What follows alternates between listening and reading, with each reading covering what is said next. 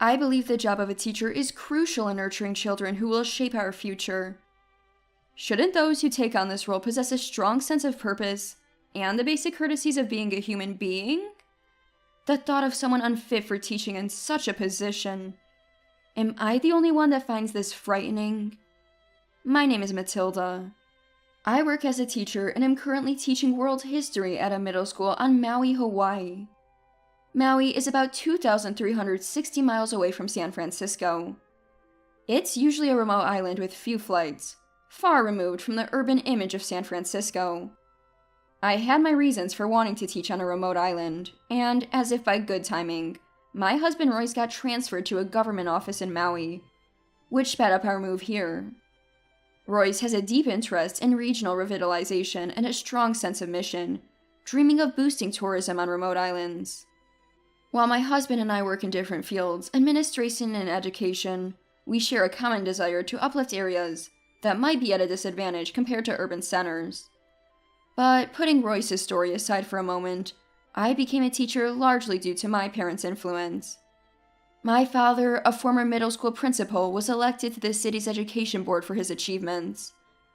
My mother, after 25 years as an elementary school teacher, became an education advisor, offering guidance to struggling teachers and parents, earning widespread trust. Growing up watching my parents, I aspired to be like them. Though I never attended their classes, the praises I heard and the words of gratitude from their students and holiday cards showed their caliber as educators. As their daughter, I felt a mix of pride and happiness, and a deep desire to become a teacher like them. To become a teacher, obtaining a teaching license is essential. One must earn a degree from a college or junior college, complete teaching practice, and acquire the necessary credits. With a deep desire to understand education, I entered a national university of education. Lectures by renowned professors and connections with like-minded peers expanded my skills and boosted my motivation. During my college years, I had two significant experiences, or memories involving two people. One good, one bad, but which one should I start with? There was a volunteer education research group in college. This group actively exchanged ideas with other universities and focused on networking with like-minded individuals. At these regular meetings, not only were there social gatherings, but also opportunities to present our views. At one such meeting, I, representing my university, passionately spoke about my studies and my eagerness to excel as a teacher. After my presentation, the room erupted in applause and praise. A moment of great satisfaction and joy for me. It was then that Ruby, a fellow student from another university, approached me. "I felt disgusted by your naive and superficial speech. Can't you talk more realistically? It was a total waste of time." I was taken aback by Ruby's sudden and harsh words at our first meeting. I was merely expressing my aspirations as a teacher. I thought I was being realistic. "What exactly did you find unsatisfactory?" As I responded, Ruby turned red with anger, hurling irrational insults before leaving in self-satisfaction. I had never encountered someone like her before and was left dumbfounded. Then, another student from Ruby's university approached me with an apologetic look. "I'm sorry about my friend. She was irritable for not being selected as a speaker, and seeing your great presentation just set her off." This backstory, though enlightening, made me question how someone so self-centered and verbally abusive could be suited for teaching. In subsequent meetings, I encountered Ruby again. Her disdain for me seemed entrenched, as she continued to mock me and exhibit a sense of superiority, clearly pleased with herself. "You're not cut out to be a teacher. Your naive and weak-minded approach is exactly what I despise. Did you hear my presentation? It encompassed the entire reality and suggested future directions. It was infinitely more meaningful than your trivial talk. I don't want to see your face at these meetings. Why don't you just drop out of university?" These were just some of Ruby's words, but to me, her presentation was meaningless, self-righteous, and violent in its dismissal of opposing views. She mistook the silence after her presentation for awe at her brilliance. Encountering such a person was my biggest regret in attending these meetings. But apart from that, they were an excellent opportunity to broaden my horizons. As you've noticed, this was the unpleasant part of my story.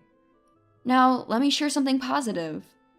An unavoidable step for obtaining a teaching qualification is participating in teaching practice.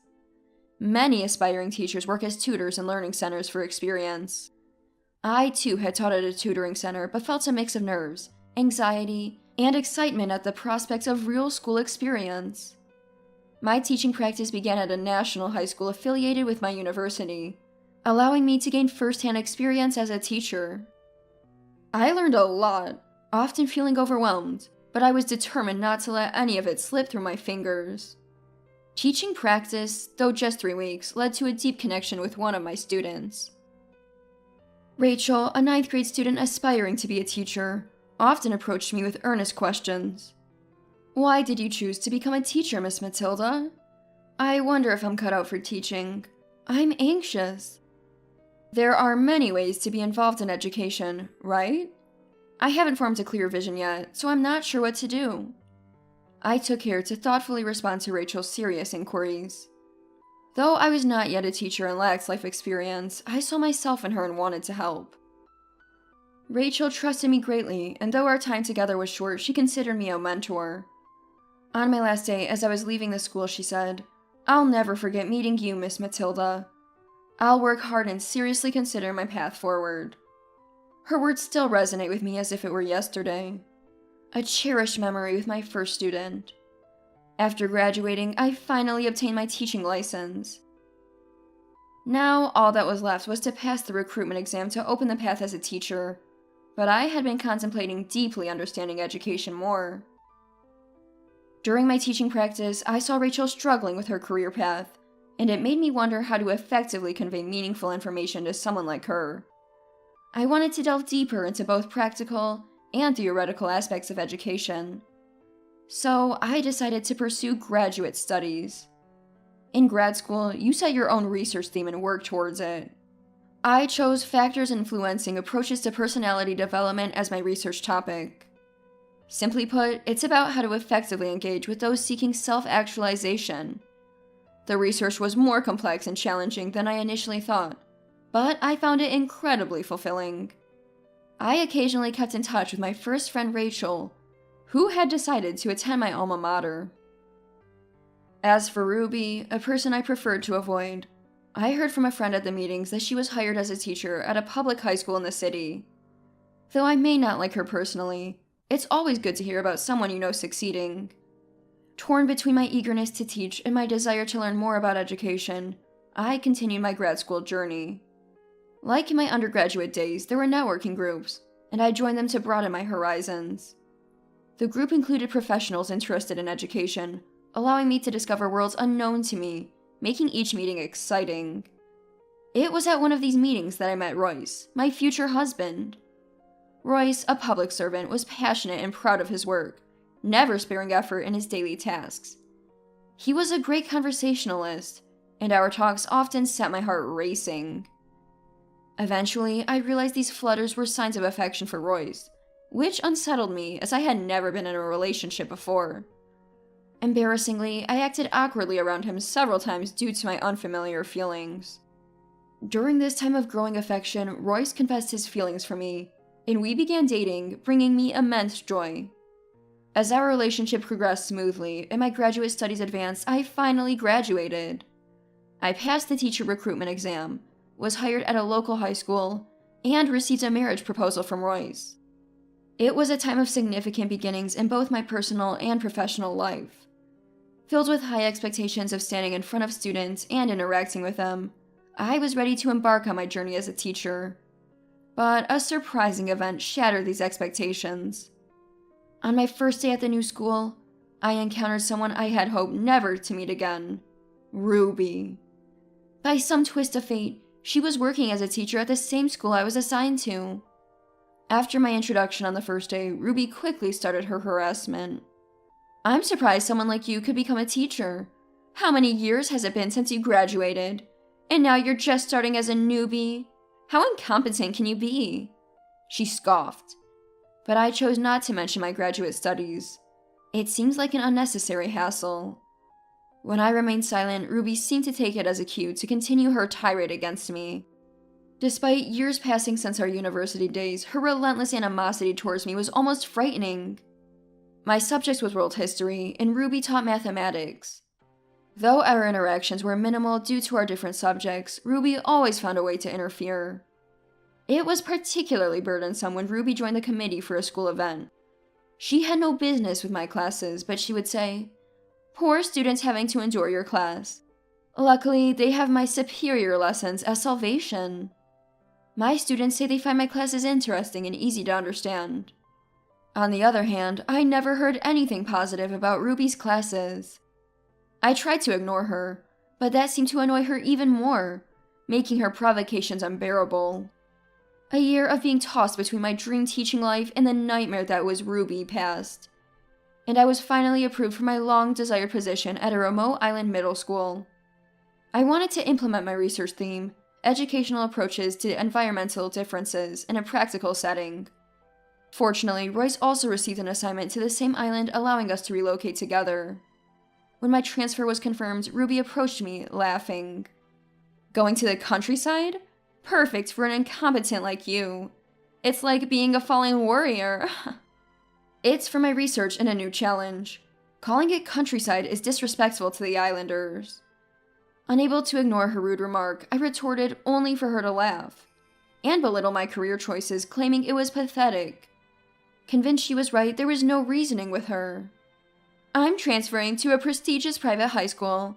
They specifically asked for someone as capable as me." Ruby proudly boasted about being hired at a prestigious school. One a banished incompetent, the other an excellent and beautiful female teacher. The contrast couldn't be clearer. Her comments about exile and beauty were so ridiculous that I just nodded and left. The students on the island, still somewhat naive compared to city high schoolers, were pure and sincere. I dedicated myself to my new teaching role. Royce, too, was working hard at his new job, boosting the island's tourism. 3 fulfilling years passed in this nature-rich environment, working and focusing on my research. Then I was invited to present my research findings at a conference in the city. The prospect of returning to the mainland filled me with anticipation, and Royce was able to join me on his vacation. The feeling was like a mini vacation. The conference venue was bustling with education professionals. Royce came to listen to my presentation and his support, and my nervous state was invaluable. When Royce left to greet someone he recognized, I heard a familiar voice from behind. "Why are you here? This is a distinguished educational conference, not a place for a fallen warrior." I hadn't expected to encounter such a noisy woman here. "Are you presenting something? You should probably not, just to avoid embarrassment." Ruby started talking fluently about how she was asked to attend this conference because of her performance at the famous school, even though I hadn't asked. Her condescending tone and manner were extremely irritating. "It's my turn to present next. I'll let you watch so you don't despair over the difference between us." Ruby walked away, seemingly pleased with herself, but I was worried about her. I doubted whether she could make a decent presentation. And, as I suspected, Ruby's presentation turned out to be remarkably insubstantial. It was so lacking. It might be more accurate to say there was nothing there at all. Ruby's presentation lacked substantial data to support her theories, and her speaking skills were poor. Moreover, she spent much time bragging about irrelevant things. More than half of her talk was meaningless. The awkward atmosphere in the hall after her presentation reminded me of our university days. Apparently sensing the mood, Ruby quickly left the stage. During the 30-minute break, Ruby approached me again.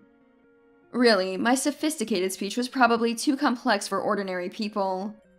"I grace you with my presence, and this is the thanks I get?" She loudly accused me in front of everyone, questioning how I managed to get the final slot in the program. She yelled loudly even though there were many people around her. Royce was beside me, astonished, as I had told him about this peculiar woman. He whispered, "Now I see." Ignoring her, Ruby got more agitated, calling me a low-intelligence teacher with no value. Her loud voice attracted everyone's attention. Then someone spoke up in my defense. "Matilda is a wonderful teacher, very different from a fake like you." It was Rachel, my first student during my teaching practice. We had maintained a close relationship as she attended my alma mater. Rachel, after much contemplation and my advice, decided to support teachers rather than teach herself. She now worked for the Board of Education and was involved in organizing this conference. "Ruby, I've heard quite a lot about you. My job keeps me well informed," Rachel said. Startled at first, Ruby quickly regained her composure and retorted, "Such insolence from a worthless teacher and a young girl. Go away, you're useless." Then an angry voice echoed, "Who are you speaking to like that?" It was the chairman of the City Teachers Union. Ruby turned pale upon realizing who it was. "Matilda's father is the educational director of the Board of Education, and her mother is a highly respected educational critic," the chairman explained. Ruby immediately protested, accusing me of nepotism. "Daughter of the educational director? That's favoritism, so unfair." "Your narrow-mindedness is showing. Matilda's parents are just her background. Her invitation to this conference is due to her own achievements, Dr. Matilda." "Wait, doctor? What do you mean?" Ruby was confused. After completing my master's degree, I faced a dilemma about my career path. Torn between teaching and future research, I chose research. I continued the doctoral program and earned my PhD. Upon graduation, I asked the professors who wanted me to stay at the university if I could gain some practical experience by teaching. I had accumulated significant research on island education, and my long-term thesis was complete. This conference was an opportunity to present my findings. Then Royce, who was listening, said, "That was Ruby, right? We've been noticing a lot of issues with her. Discussions are underway whether to let her continue teaching." "What are you talking about? Who are you?" Ruby murmured in a fading voice, her face turning pale. "Royce is a civil servant. Specifically, a national civil servant with a position in the U.S. Department of Education. He was on assignment to the island as part of a personnel exchange with the Ministry of the Interior, working on a rehabilitation program for problematic teachers. Because of this, he kept receiving updates about such teachers." The chairman's words, "You better be prepared," made Ruby kneel, cover her face, and cry. After my presentation, I received thunderous applause. Ruby had quietly disappeared from the venue. Royce and I had been assigned to the island for 3 years. I was expected to return to the university, and Royce's secondment was ending, so he was returning to the Department of Education. We moved back to the city together just as we had arrived. We invited Rachel to our new home. "I'm always grateful to your father, the education director.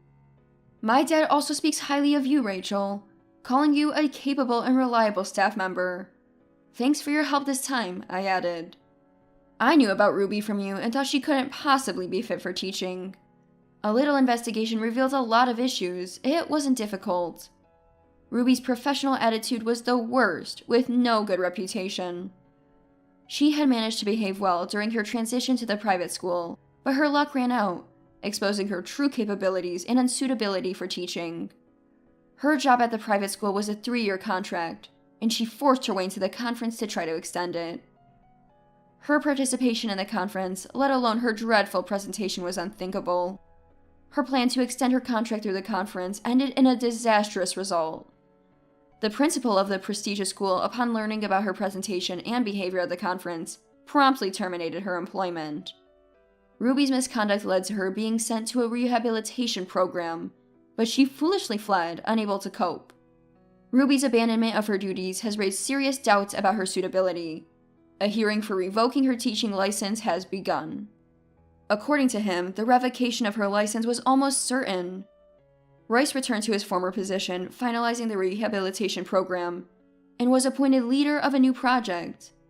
Rachel was making strides as a leader in reforming the working conditions of educational staff. I returned to the university to teach. Although it's different from teaching at middle and high schools, it's enjoyable and fulfilling, and I'm continuing my research, exploring new methods of education. I dream of my research nurturing the children of the future, making every day rewarding.